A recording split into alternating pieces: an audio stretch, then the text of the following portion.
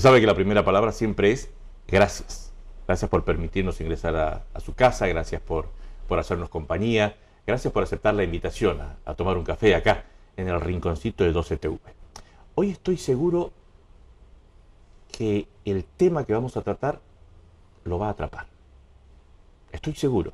No tan solo por el tema en sí, sino por el invitado que tenemos. Es una persona que habla desde el conocimiento, pero también lo hace desde un lenguaje popular para que todos podamos entender. Porque en definitiva, lo que vamos a tratar es un problema de todos, donde está en juego nada más y nada menos que el futuro de todos. Usted dirá, Teddy, qué trágico que estás, ¿de qué vamos a hablar? Vamos a hablar de las empresas, vamos a hablar del futuro económico, vamos a hablar de nuestra realidad, vamos a hablar de dónde estamos y a dónde vamos. Y si tenemos los elementos necesarios para ir en busca de ese futuro mejor que todos queremos.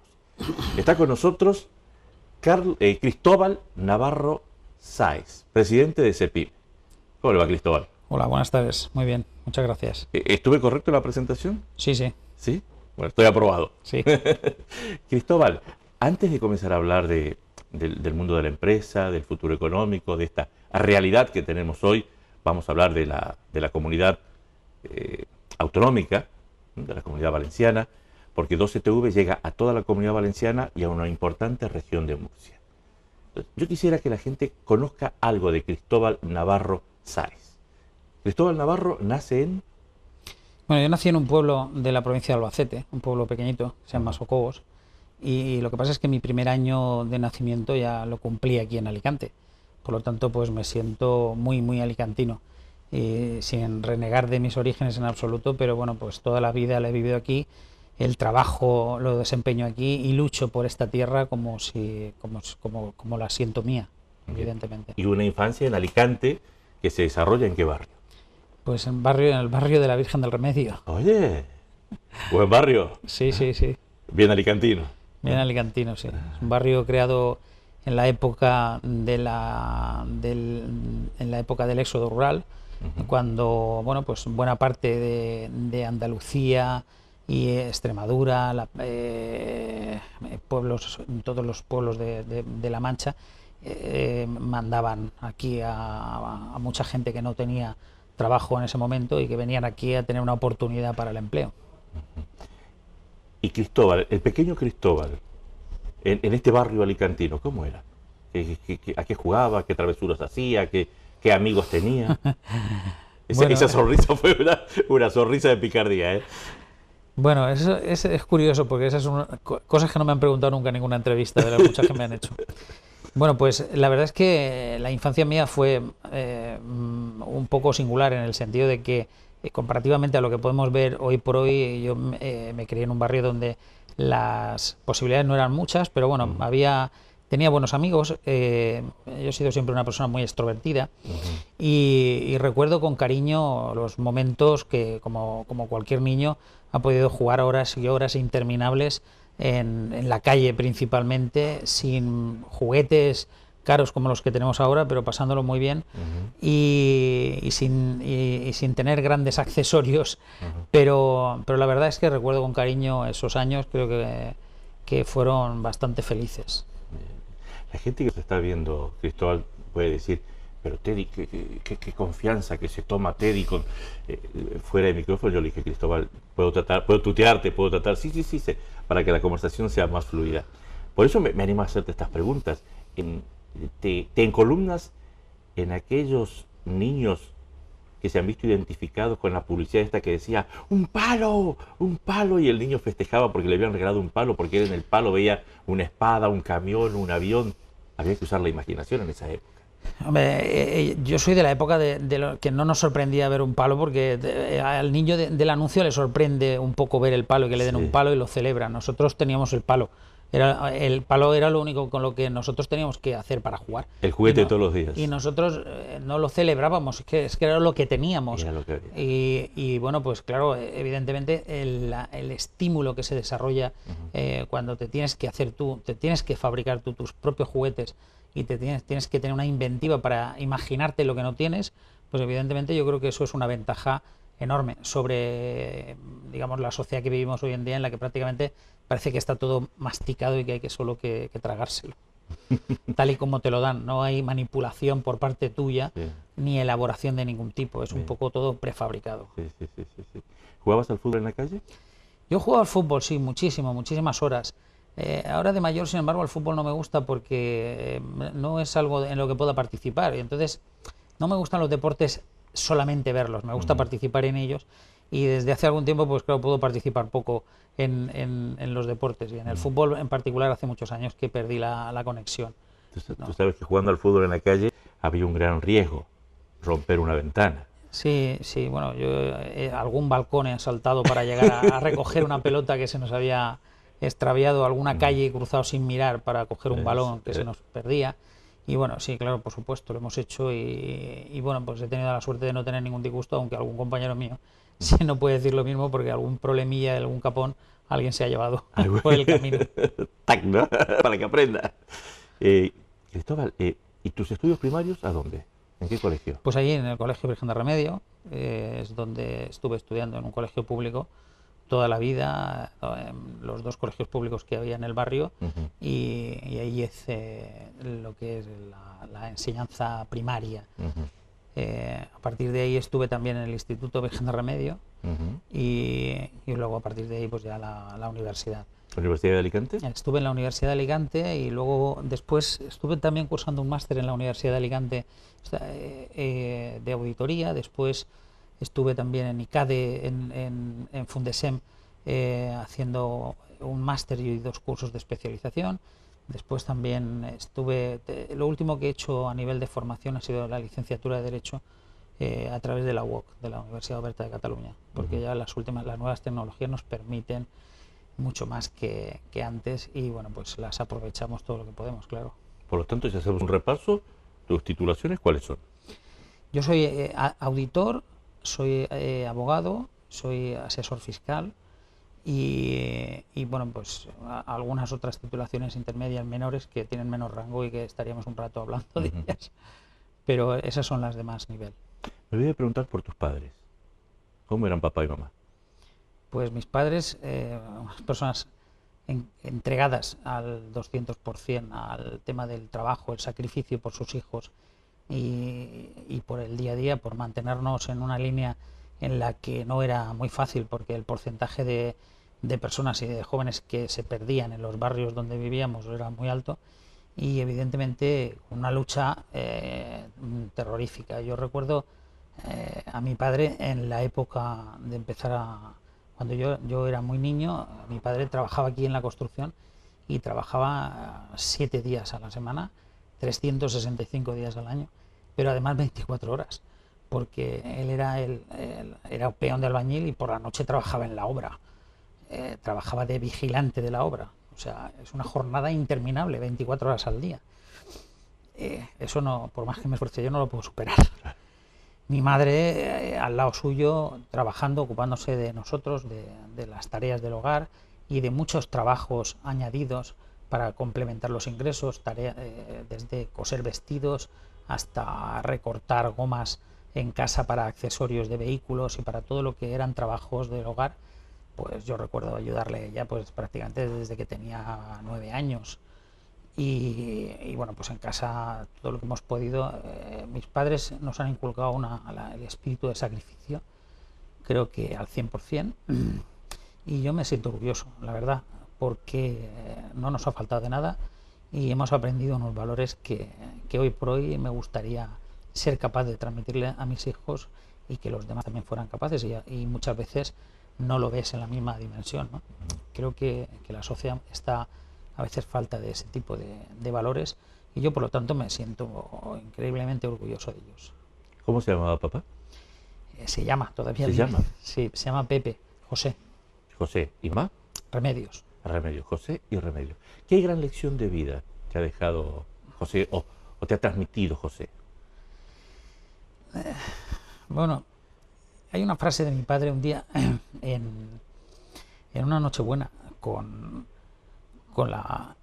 la mesa repleta de comida, que hace una reflexión, porque uno de mis sobrinos pasa y coge algo de la mesa y dice que no le gusta. Entonces mi padre dice que la comida, para que nadie se queje, debe ser poca y mala, y entonces nadie se queja. Mi padre es una persona que habla poco, pero que de vez en cuando dice ese tipo de frases, pues te hace que traslades rápidamente en una sola frase. Ha transmitido varias décadas de vivencia, de conocimiento y bueno, y en ese momento expresadas en una sola frase. Eso sí que es un Twitter y no lo que hay ahora. Eso sí que me gustó eso. Eso sí que es un Twitter. ¿Y mamá Remedio? Pues en la misma línea. Mi madre ha sido es la persona entregada a toda la familia, que quiere tenernos siempre alrededor de ella, constantemente. Vas a comer allí, vas a comer a la carta, cosas que hoy por hoy son impensables. Y ella sigue siendo pues la madre de todos, la abuela de todos y la persona que intenta mantener siempre la familia unida. Y bueno, pues esas cosas que parece que vengan de una época muy lejana, pero que no es tan lejana. Y que hoy por hoy pues parece que se va perdiendo poco a poco. Estamos hablando de cuántos años atrás. No, ella está así de toda la vida. Mi madre... No, pero te digo, de esta experiencia.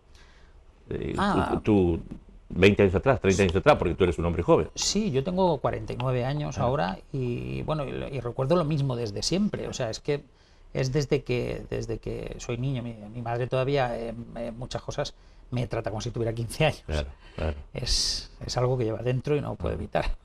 ¿Cuántos hermanos tienes? Te espero. 3. O sea, tengo dos. Somos 3. 2 hermanas y yo. ¿Y tú eres? El mayor. El mayor. Sí. ¿Y tienes 2 hermanas? 2 hermanas pequeñas, más pequeñas que yo. ¿El hermano mayor con hermanas, hermano celoso? No, bueno, no sé. Mis hermanas a veces dicen que mi madre, yo soy el preferido de mi madre. Bueno, no sé. Muchas veces algunas circunstancias han dado pie a poder decirlo. Y este muchacho, de Virgen de los Remedios, nacido en Albacete, que desarrolla su vida en Virgen de los Remedios, de pronto se transforma en un hombre que maneja los números, que maneja la economía, se transforma en empresario, estás en CEPIME. ¿CEPIME exactamente qué es? CEPIME es la confederación que aglutina a la pequeña y mediana empresa de la provincia de Alicante. Representamos a unas 22.000 empresas de toda la provincia y bueno, pues es la que se encarga de defender a sus asociados, que son las asociaciones, las federaciones que están bajo el paraguas de CEPIME. La confederación es la organización, junto con COEPA, son las 2 organizaciones de mayor rango empresarial de la provincia de Alicante. Bien. Cristóbal Navarro Sáez, ese chico travieso de Virgen de los Remedios, ahora está en CEPIME, presidente de CEPIME. Dialoga con empresarios de la pequeña y mediana empresa y me da la sensación que eres una persona, un sentimental, que maneja valores como los que te ha sabido transmitir papá José o mamá Rosario. Remedios. Mamá Remedios, perdón. Pero de pronto me dicen a mí que los empresarios no tienen corazón, que el buen empresario no tiene corazón, que lo único que piensa es pensar o siente con la cartera. ¿Por qué esa definición? No, no es cierto. Como en todo habrá excepciones, pero el empresario es una persona más, es un ciudadano más, es un reflejo de la sociedad. Los empresarios no viven el mejor momento en estos momentos porque no viven los políticos en el mejor momento, porque no vive nadie su mejor momento. Los empresarios, yo creo que como todos son personas sacrificadas, a veces por devoción y otras veces por obligación, sacrificadas a un fin, al tema de mantener una empresa en marcha, porque bajo su responsabilidad está la economía suya, la de su familia y la de muchas otras familias que tiene que mantener. No que las mantenga él, sino que tiene que mantener la estructura donde los demás pueden estar trabajando. Y eso implica una carga de responsabilidad importante. Casos, evidentemente, como en todo, pues hay algunos empresarios sin escrúpulos, como puede haber de todo en la vida sin escrúpulos, pero yo estoy seguro y yo conozco muchísimos empresarios que ni mucho menos en la tónica general, ni se puede decir que se parezca. El empresario es una persona que no conoce el límite del sacrificio, por regla general, es una persona entregada a sus obligaciones, es una persona que no tiene calendario y que no tiene reloj para con las horas de trabajo. Y evidentemente muchas veces recoge parte de lo que del esfuerzo que está entregando y otras veces no tanto. Y en estos tiempos pues recoges mucho menos en función del esfuerzo que estás entregando, pero yo creo que como todo, tampoco los trabajadores en estos momentos pueden estar obteniendo lo que les correspondería, porque las empresas no están como debían de estar y por todo esto. Entonces vivimos estos momentos, pero en absoluto se puede decir que los empresarios no tengan corazón. Eso es una falacia. ¿Quién fue el autor de esa frase? Porque esa frase no es mía, esa frase está en la calle, me imagino que la habrás No, escuchado. bueno, hay muchas frases para definir un poco esa teórica dureza que debe de mantener el empresario, que yo no la comparto en absoluto y que no creo para nada que sea una generalidad. No sé de quién fue la frase, pero desde luego no recoge la realidad del empresario. Te puedo decir que conozco muy bien a los empresarios y en particular a los de la provincia de Alicante y no se pueden identificar con esa frase. Me voy a poner en abogado del diablo por unos segundos. ¿No importa a la gente, lo que importa es que los números cuadren en una empresa? Vamos a ver, eso, aunque parezca una barbaridad, a veces, yo soy un hombre de números y a veces los números tienen que mandar sobre muchos conceptos. Y no es tanto el hecho de que los números tengan que mandar sobre las personas, sino que el problema es que a veces los números imponen que la continuidad, para mantener la continuidad de la empresa, tengas que sacrificar determinados puestos de trabajo, por ejemplo. De ahí que en ocasiones pues la regulación del empleo y de las plantillas, por culpa de los números que están saliendo, pues obliga a hacer cosas que te aseguro que ni para la empresa, ni para el empresario, ni para nadie son buenas ni son apetecibles. Son sumamente nefasto tener que alcanzar ese tipo de cosas, pero se hacen exclusivamente para poder mantener la estructura de la empresa y el resto de los trabajadores. A veces que una empresa con 100 trabajadores no es rentable y bueno, pues a lo mejor es capaz de que sobrevivan 60 puestos de trabajo, pues es más importante salvar 60 que intentar mantener 100 y perderlos todos. Bien, Eso bien. es lo que yo creo que justifica un poco esos toques de frialdad que tiene la frase con la que decías. Estás hablando de una medida de supervivencia. Sí, en ese caso yo creo que el tema está justificado perfectamente. No desde luego en los casos en los que podemos ver que empresas que están dando beneficios ampliamente llegan y hacen una reestructuración empresarial y despiden un montón de personas porque dicen que sus plantas no están al 100% operativas. A mí esa parte creo que ahí sí que las empresas tienen que desplegar un poquito de responsabilidad social corporativa y tienen que buscar la manera de hacer operativo y más rentable los puestos de trabajo, pero no de incrementar la rentabilidad y el beneficio a costa de eliminar los puestos de trabajo.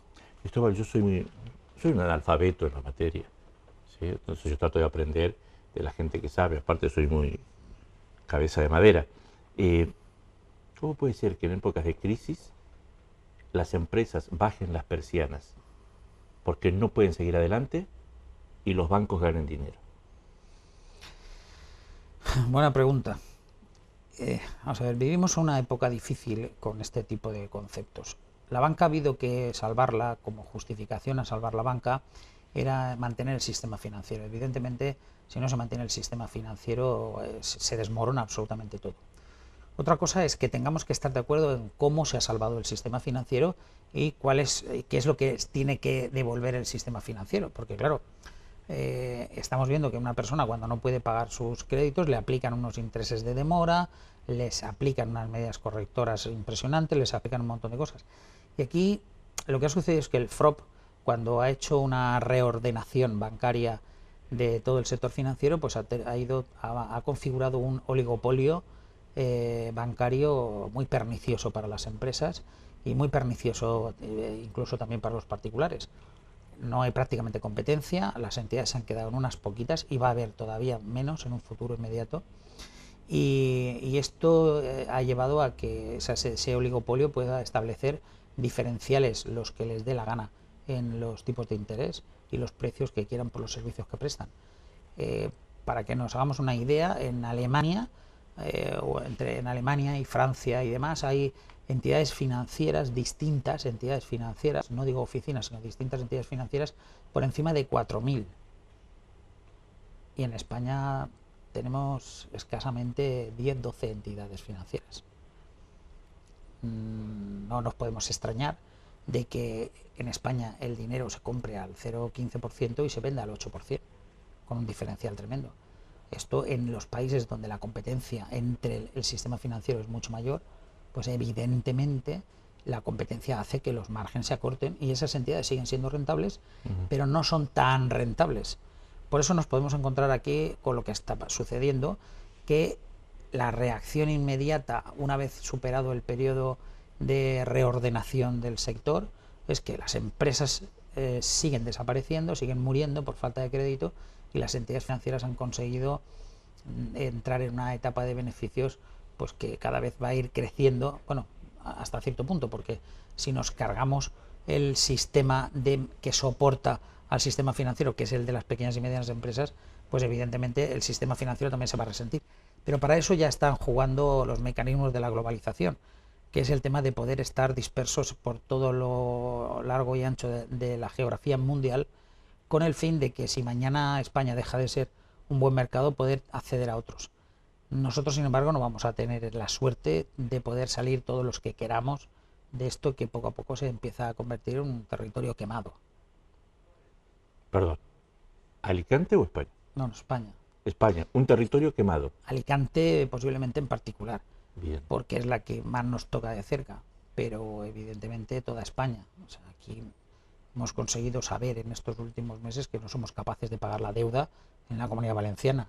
Hemos sido capaces de entender ya que en los próximos años no es posible soportar los servicios sociales que se están manteniendo. Todo esto se conocía hace 2 o 3 años y sin embargo pues se nos ha mantenido en una especie de inopia para evitar pues que cunda el pánico y se pague un precio político por estos desastres económicos. Pero evidentemente el futuro inmediato no se presenta nada halagüeño, salvo que tengamos algún factor coyuntural positivo que nos ayude, pero que por otra parte no es esperable. Traducido a lenguaje popular, ¿qué es lo que tiene que ocurrir? ¿Qué es lo que no es esperable y que podría ser una solución para este territorio quemado que es España y Alicante en particular? A ver, aquí lo que tendría que ocurrir en primer lugar sería pues que el sistema financiero de verdad se le presionase para que asumiese su papel de financiador de las pequeñas y medianas empresas, que estas pequeñas y medianas empresas encontraran la savia que necesitan para poder impulsar proyectos, para poder contratar personas.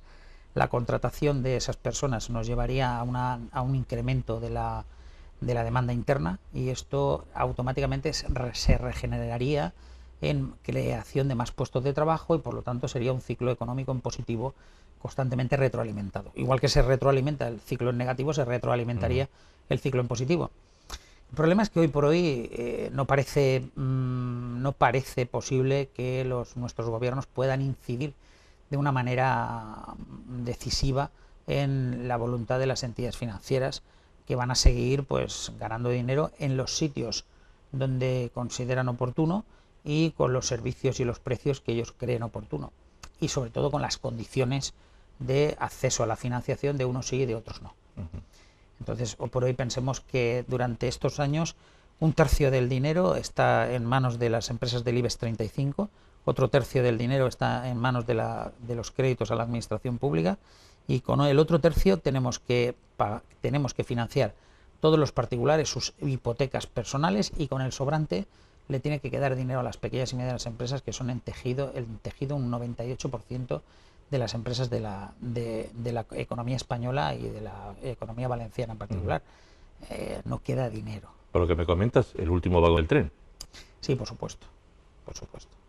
Pero ¿no son las pequeñas y medianas empresas las que generan empleo? Sí, y por eso deberían de ser las que más atención recogieran de nuestros gobernantes. Y eso es lo que constantemente están diciendo, pero con la boca pequeña, o al revés, lo dicen con la boca grande, pero no se lo creen ni ellos. Luego en la práctica no se ve. El crédito no llega a las empresas, las reformas financieras o las reformas laborales que se hacen bajo las influencias de las grandes empresas, y evidentemente a las pequeñas empresas pues son las grandes desvalidas, las grandes olvidadas, y las que hoy por hoy no encuentran, y sin embargo son las que verdaderamente tienen que levantar la economía y el empleo de este país, porque las grandes empresas, aquí no va a venir ninguna multinacional de fuera a contratar 4 millones de personas. Son las pequeñas empresas y los emprendedores que empiecen los que tienen que ir creando ese empleo. Dependerá de que seamos capaces de crearles un entorno favorable y un marco lo menos agresivo posible para que realmente puedan sobrevivir. Me hablas del sistema financiero y perdón si estoy, ya te dije, soy analfabeto total sobre la materia que tú dominas. Por eso pregunto, me gusta aprender de los hombres que saben. Hay noticias que son muy difíciles de entender. Por ejemplo, lo que pasó en Cataluña hace poco. Se salvó una entidad, una caja, si mal no recuerdo, como si fuese un Mercedes-Benz. Y resulta que una vez que está salvado, se lo vende como si fuese una bicicleta. Un chollo. ¿Cómo se hace eso? ¿Hay alguna mano traviesa y de por medio? ¿Fue un descuido? Bueno, ¿Hay picardía económica, picardía financiera? ¿Qué pasa ahí? Picardía económica siempre y financiera también. Pensemos que en este no es el país de las cuentas claras. Por desgracia, este es un país donde las entidades financieras todas daban beneficio hasta que se intervinieron y entonces se vio que no era verdad. Las administraciones públicas estaban endeudadas hasta que se intervinieron y vieron que no, todavía estaban más endeudadas de lo que decían. Entonces, aquí se está poco acostumbrado a asumir las responsabilidades que cada uno tiene en su cargo. A modo de ejemplo, te diré que en el año 2008 Deutsche Bank en Alemania, en un trimestre, acusó 2.400 millones de euros de pérdidas declaradas y contabilizadas. Eso le aplicó un correctivo en bolsa inmediato y su acción bajó bastante de precio, pero automáticamente inició una serie de actuaciones para recuperar la cuenta de resultados y ese año terminó con beneficios. Eso en nuestras entidades financieras no se entiende de esa manera y a la hora de rescatarlas pues se intenta ocultar que el mayor coste posible a cargo de los contribuyentes para evitar los costes políticos que todo esto conlleva y evidentemente pues hacemos un flaco favor a todos y luego pues todo esto está mermando la credibilidad del conjunto del país y de las empresas a nivel internacional, lo cual también nos perjudica bastante. No quiero que se me vaya el programa y por lo tanto voy a recurrir a tu poder de síntesis, porque quiero hacerte varias preguntas, quiero abusar de tu generosidad y de tu conocimiento. ¿Siguen yendo presos los ladrones de gallina? Sí, por desgracia el sistema judicial permite que una persona con un robo de 400 euros pues se le juzgue con un proceso muy rápido y rápidamente esté cumpliendo la condena que le corresponde en la mayoría de los casos. Sin embargo, cuando los delitos son de índole político, pues nos encontramos con el primer problema, que tenemos 10.000 aforados en este país, cuando en el resto en Alemania hay un aforado, en el Reino Unido hay uno, en Francia me parece que hay dos, en Estados Unidos ninguno, ni siquiera el presidente Obama está aforado, y aquí en España tenemos 10.000 aforados, personas que no son iguales que tú y que yo ante la ley. Un paraíso. Bueno, el paraíso del aforado. No, sí, por supuesto, el paraíso del aforado. Porque de los demás, ¿no? No, claro. Entonces, sí que es verdad que los pequeños delitos se juzgan relativamente rápido y obtienen una respuesta por parte de la justicia, no sé si más o menos adecuada, porque yo no estoy, el ejercicio mío no va por la vía del derecho penal, pero sí que es verdad que en el ámbito de los grandes delitos y de las grandes estafas y de los grandes... Eso parece que la sociedad lo percibe con un sentimiento de impunidad tremendo, porque las instrucciones duran muchísimo y porque el sistema judicial es muy mastodóntico a la hora de terminar sentando a alguien y procesándolo. Es cierto que al final llega, porque estamos viendo en estos últimos días pues una selección de personas y personajes y personalidades que están entrando finalmente en prisión, pero no es algo muy habitual en comparación con el número de escándalos que hay. Por lo tanto, pues claro, eso ocasiona un cierto desánimo y una cierta alarma social. El gobierno nacional dice que ya hemos dado vuelta a la esquina de la crisis. Bueno, eso quisiéramos todos, primero el gobierno nacional y nosotros incluso más que el gobierno nacional, pero eso no es verdad. No es verdad. Bien. Dejo España tranquila, me vengo a Alicante, me vengo a nuestra patria chica, a donde estamos. Ser empresario, tener a cargo una pyme, en Alicante, ¿lo primero que tienes que hacer es comprarte un frasco gigante de pastillas para los nervios? ¿O no? Bueno, depende del talante de las personas. Hay muchas personas que sin tener una empresa necesitan el pastel. Es verdad. Esto depende de la personalidad de cada uno. Yo creo que una empresa pues es como cualquier otra actividad que alguien desempeña. Hay gente pues que lo lleva con mucha calma, mucha serenidad y mucha capacidad de trabajo, y otros que lo llevan más difícil, ¿no?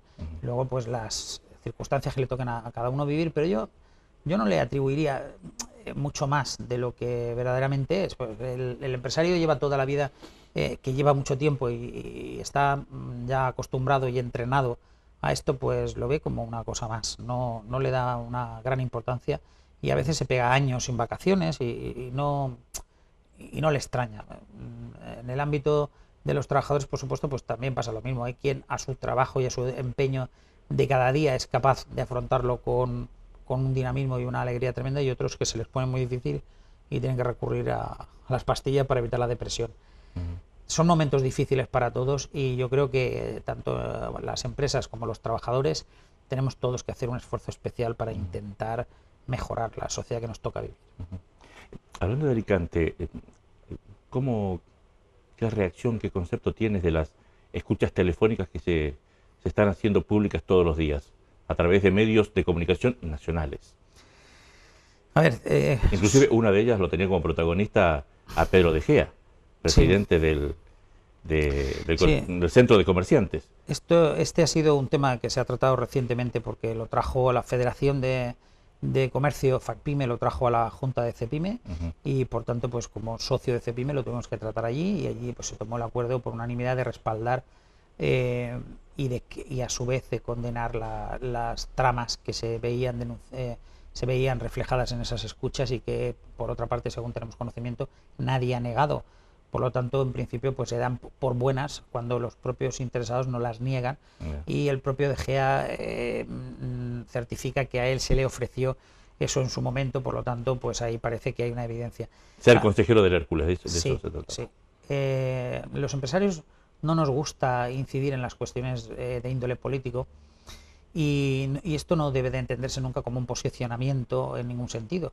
Lo que es cierto es que en este caso hemos entendido que hay una agresión directa a un miembro de una organización elegido democráticamente por sus asociados, y hemos entendido que esa actitud es tan deplorable que tiene que tener un coste político, indistintamente de las actuaciones civiles o penales que pudieran acarrear y que yo desconozco. De esto debería de tener un coste político, que sería la dimisión de las personas de índole público que estuvieran afectadas. Y en este caso, pues se tuvo que pedir la dimisión de la alcaldesa. ¿Cómo hubiese actuado Cristóbal Navarro si en esa conversación telefónica, en lugar de decir Pedro de Gea, hubiesen dicho Cristóbal Navarro? ¿Cuál hubiese sido tu reacción personal? Bueno, yo sorpresa no me hubiese llevado ninguna, porque yo creo que esto es una cosa que, una vez visto esto, creo que nos puede pasar a cualquiera, y que nos puede haber pasado hace 2 años o nos puede estar pasando en este momento.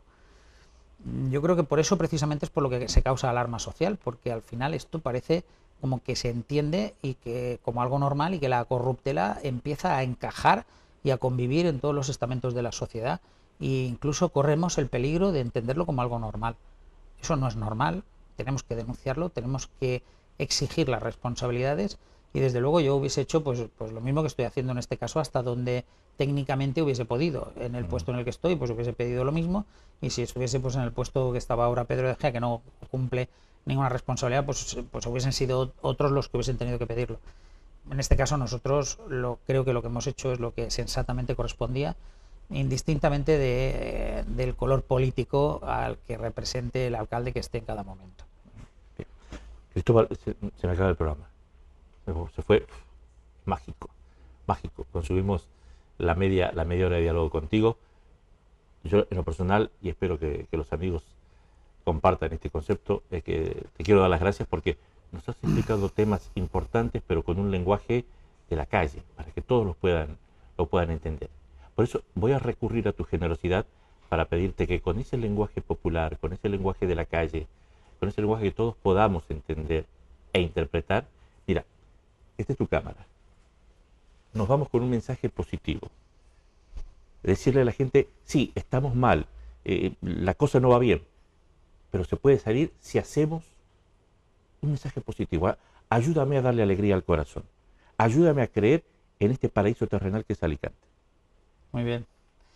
Bueno, pues yo creo que la mejor manera, o mejor dicho, la única manera de superar un problema es, en primer lugar, reconocer que tenemos el problema. Si no reconocemos que tenemos el problema, difícilmente podemos empezar a aplicarle soluciones.